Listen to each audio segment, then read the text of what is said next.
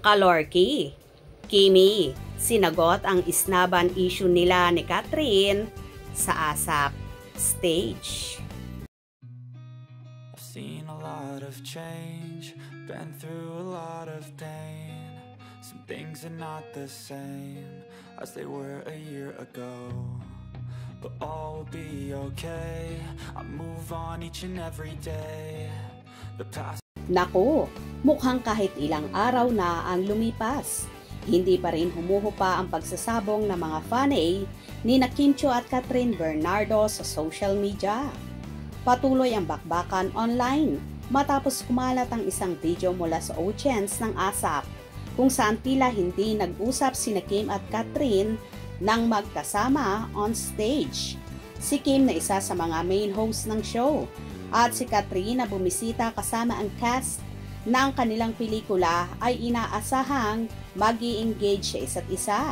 Pero sa video ay ibang tao ang kanilang kinausap habang nasa entablado.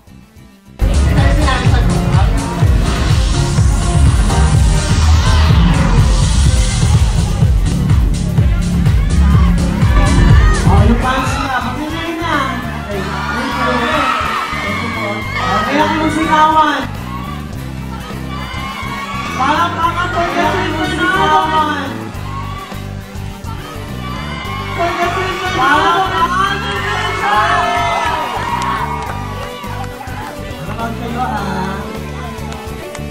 Dahil dito, nagsimula ang pagkukumpara ng mga fanay sa mga narating ng bawat actress pati na ang mga endorsement at career milestone nila. Kaloka ha, talagang walang nakaligtas sa usapan ng kanilang taga-suporta.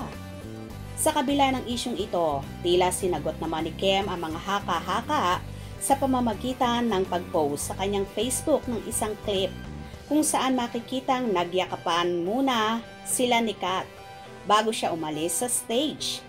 Isang fan din ang nagkomento na minsan ay hindi naman talaga problema ng mga actress ang ganitong issue, kundi ng ilang mga fanay na pilit na pinagsasabong ang kanilang mga idolo. Parehong kilala sina Catherine at Kim bilang mga prime actresses ng industriya ngayon at wala na silang dapat pang patunayan.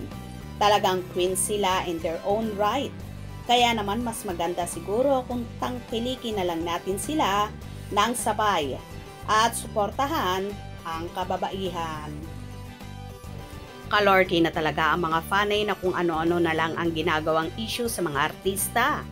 Kung tutuusin, walang issue kina Kim at Kat. At di rin sila nag-isnaban, bagkos nagyakapan nga sila.